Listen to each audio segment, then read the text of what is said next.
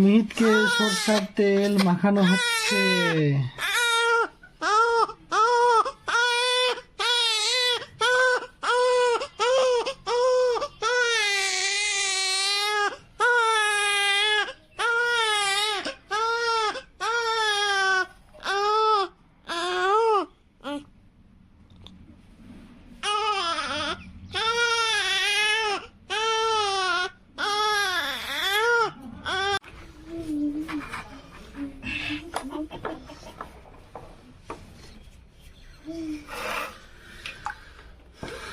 মিহিতের প্রথম স্নান।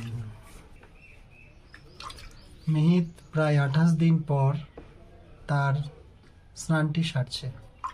নাতিশীতোষ্ণ জল দিয়ে তাকে স্নান করানো হচ্ছে।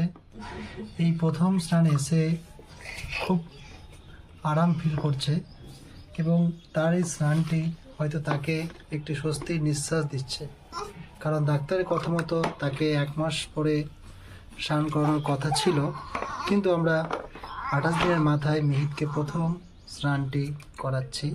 স্নান করানোর আগে মিহিতকে সরষের তেল মাখানো হয়েছে এবং তারপরে তাকে নাতিশীতোষ্ণ জল দিয়ে স্নান করানো হলো।